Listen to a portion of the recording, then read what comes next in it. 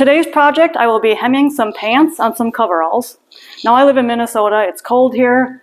I live on a farm, I raise sheep, I grow crops, so I practically live in coveralls, insulated and non-insulated. And honestly, I hate the line of women's workwear. So I always end up buying men's size small, short. Here I happen to have some Dickies coveralls here. And this is a 34-36 and tall. Normally they come in tall, regular, and short. I'm a short, so obviously this one needs to be hemmed quite a bit to get it to work for me. So I'm going to show you how it's done. This will be quick and simple. Next step, slip into your garment with the appropriate shoes that you will wear with that garment. If I were doing my insulated coveralls, I would have snow boots on. Since these are the non-insulated, I'm wearing kind of a hiking shoe. So slip into your garment and shoe, and you're going to fold up and outward to the height that you want it to be. I recommend moving around, stand up straight, bend over, try raising up the arms, moving around a bit to see what the appropriate height is. So now you can zoom in close to my ankle here to see what we've got going on. So this one I have pinned to a height that I believe looks good with the shoe. I'm raising up my arms, raising them down, moving around. And this is the original one that is not hemmed, which you can see has way too much length here. This would go completely over my shoe. So here is natural, and here is folded up. So you're just simply folding it outward, and we're just placing a couple pins here to see where we want it to hold. Next, we're going to take the garment off and measure this. Next, remove the garment and measure. I'm a quilter, not a seamstress, so I happen to have a lot of quilting rulers. I left the pins in from where I had it when I was wearing it. We're measuring from the top of the hem to the bottom.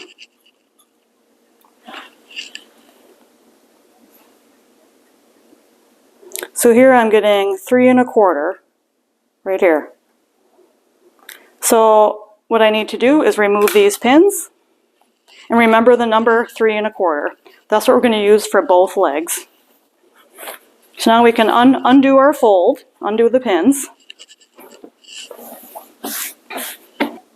After the pins are undone, we need to measure 3 1/4 from the bottom of the pant upward.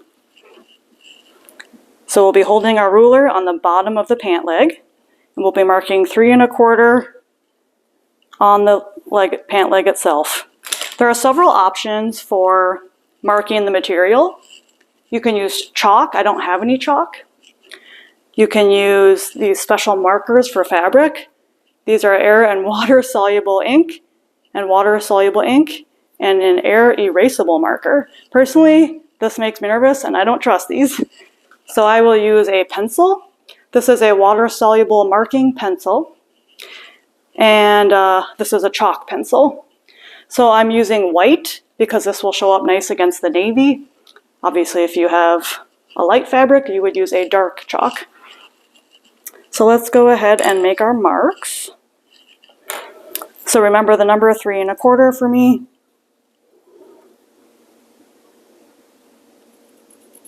So we're just going to go around and make a bunch of 3 1/4 marks. And then I'm going to flip it over and do the same thing on the opposite side. Again, marking the 3 1/4 from the bottom. Try to make sure that your seams on the bottom are laying nice and flush and even.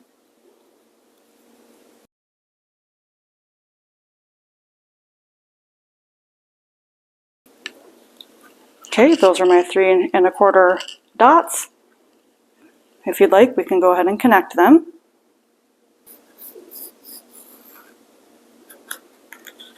All right, so now we have both sides marked 3 1/4 up. The next thing we want to do is I'm going to measure a 1/2 inch down, mark that, and then another 1/2 inch down and mark that. I want to keep my math easy, so we're going to do 1/2 inches. They will both be equal, and I have plenty of, inches here to work with to discard, so we can do 1/2 inches. So again, take your ruler and we will measure 1/2 inch from the line we just made down.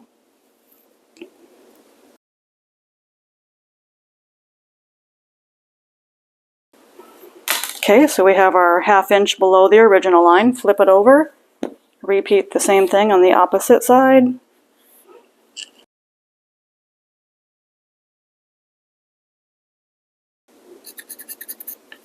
All right, now that we have both sides marked, we have the original 3 1/4 line, 1/2 inch below that.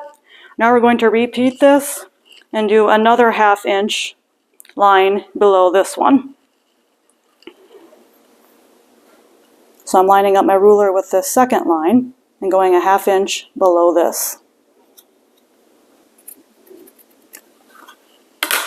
We now have our 3 lines on this side. Flip it over and repeat. This is our 3rd and final line. All right, so now that we have our 3 lines marked, we're going to take a scissors and cut the bottom line, or the 3rd line that we just made. So I'm going to get a nice sharp sewing scissors here, and we're going to literally just cut that off with the scissors. You could use a rotary cutter as well, I suppose. I'm a quilter, I do have a rotary cutter, but since we're doing a garment here, I'd rather just go nice and slow with the hand shears. Yes, this is kind of the cringy part, having to cut the fabric away. Just take your time and follow the chalk line that you made.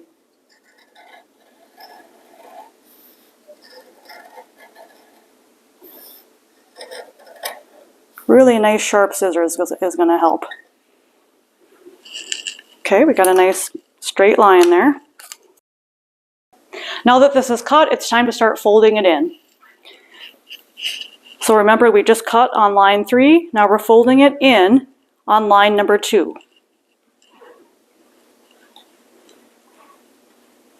So we're literally going to fold this. This is the outside of the pant. I'm folding it inward. Okay, so we're going to be folding like so, tucking it under on that chalk line that I made. Now you can either use pins to hold it or wonder clips. Let's try wonder clips since that is my preference.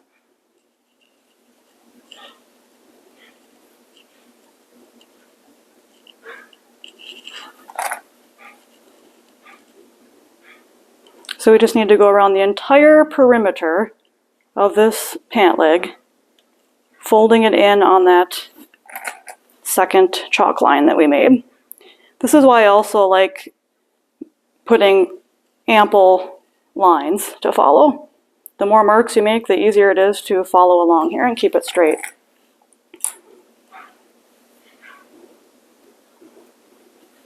And right at this point, we're just folding it in. If you don't like how you're doing it, it's really easy to just remove the clip or pin and redo it. Redo your fold, no big deal. So nothing permanent yet at this point. Don't stress out about it. I'm just rotating the pant. Of course, where the side seam is, it's going to be a little bit more bulky. So what you can do is put a pin right on that seam to hold it nice and snug there.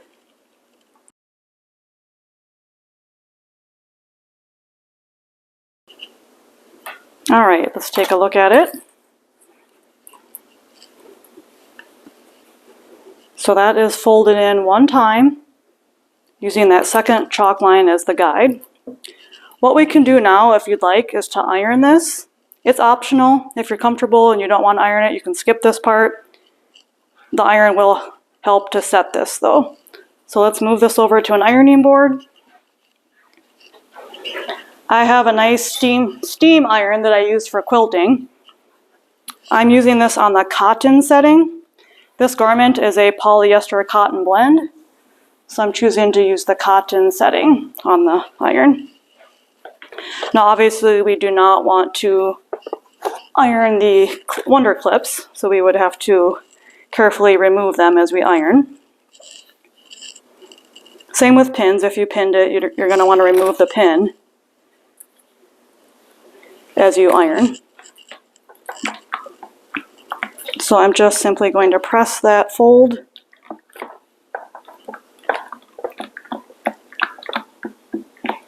to hold that. I'm just going to remove a couple of clips at a time. Press that hot iron on there to hold that nice crisp seam.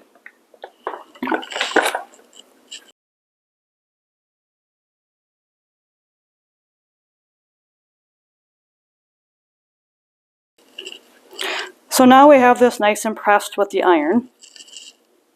You can see it's pressed right on that second chalk line. The next step is to fold it in one more time.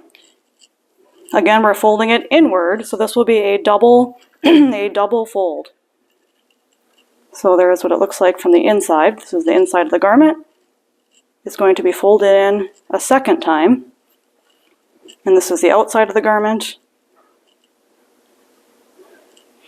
Now, because this is 1/2 inch, and we're doing a 1/2 inch for the second time, you could just go with the edge of this here. So if you fold that right along the edge, that is going to be a 1/2 inch again. They're both 1/2 inches, which is why this is a simple technique. Secondly, in addition to using this edge, we're also looking at the chalk line that we made, the first chalk line. So we kind of have two ways of checking that. Again, I'm going to use Wonder clips instead of pins. Since I'm looking at the outside of the garment, I'm really going by the chalk line. But you can also feel the seam on the inner as well. This reminds me of doing binding on quilts. I'm a quilter that uses the backing as binding. So this kind of reminds me of that. It's pretty similar. Only we don't have to deal with mitered corners on this. So this is actually a bit simpler. All right, now that it's pinned, let's take a quick look to make sure everything looks nice and even. So here we have the double fold. Everything looks nice and crisp. So what I'm going to do now, we can also iron this again right now if we want, just to have extra hold.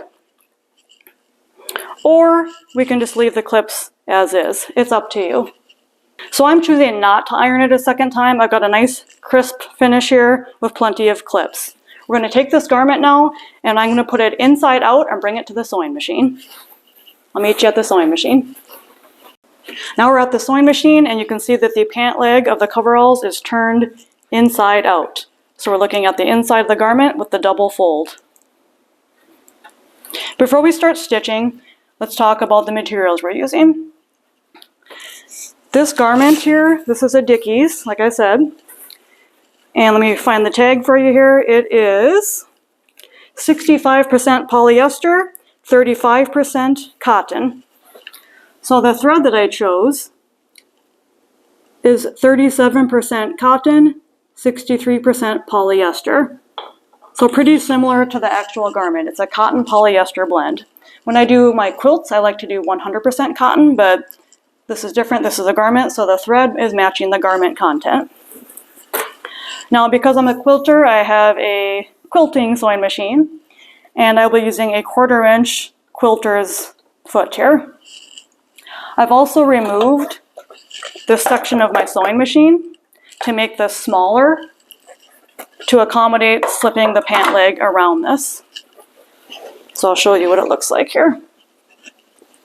This allows me to fit the entire pant leg up and over this like a tube. If I would have kept the whole table on here, like what I would do for a quilt, you would not fit it on here as easily. Next, we're going to remove a couple of the Wonder clips. Now, I recommend not starting on a bulky seam. Start somewhere in the middle. So I'm sliding this pant leg under the presser foot. I'm actually going to choose a 1/4 inch seam allowance. A lot of people that are more of a seamstress would do a 1/2 inch seam allowance. Because I'm a quilter, I'm just more comfortable doing a 1/4 inch, and I think it's going to look nicer having this stitch line, you know, nice and close to the edge here. In fact, I may actually go less than a 1/4 inch even here now that I'm looking at it. So we're going to have, let me lower the presser foot and show you. We're going to just be right on the edge of this. We're just going to catch this seam right here. So to start out, let's do a few forward stitches. And a few reverse stitches. And now we will proceed forward. Also keep in mind with the thread here that I chose navy blue, as the garment is navy blue, so that this will match.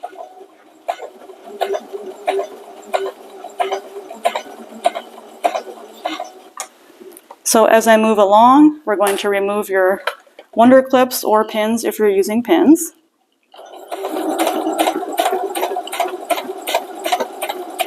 I'm just doing a straight stitch.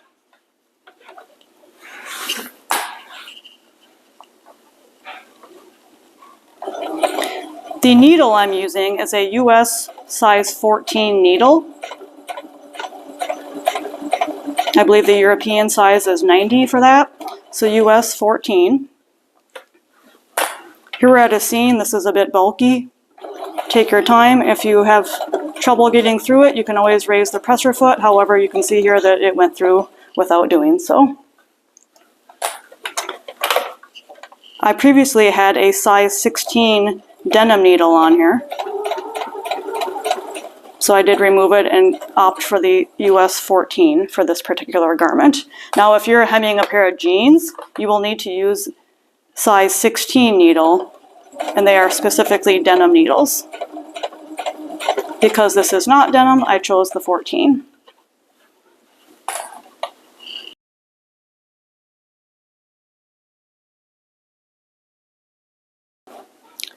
And again, a few back stitches.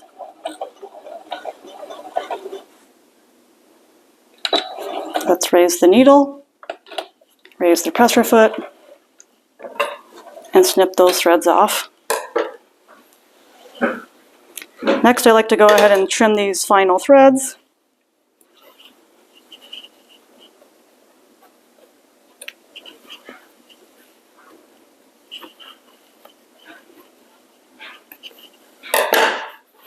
And let's take a nice close look. So here we have the internal of the garment. That's what the internal hem looks like.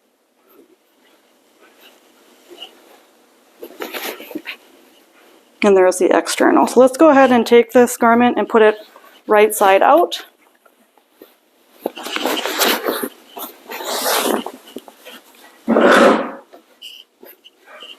All right, here we go. Let's take a look. It's the moment of truth. I like it. The navy thread, of course, blends in. It all matches color-wise. Nice, crisp, clean bottom. And the inside. And remember when we launder this that white chalk will be removed. So next, I'm going to go ahead and do this exact same process with the second pant leg. Remember that I did do 3 1/4 inch for my height, so we just need to make sure we do it the exact same way on the other pant leg, and I'll be back to show you the final result. This side is hemmed, this side is not hemmed.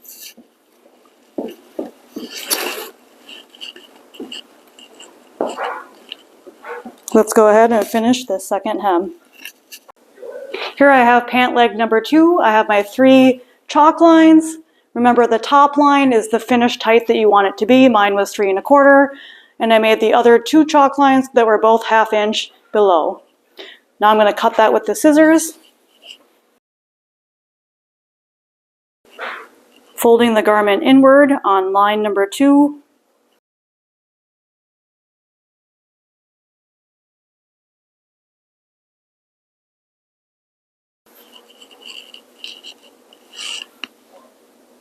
Now it's time to take the iron to this. And again, now that the first fold is folded in. We will be folding it inward a second time. And there's the inside. You can see the chalk lines. Let's fold it in that second time.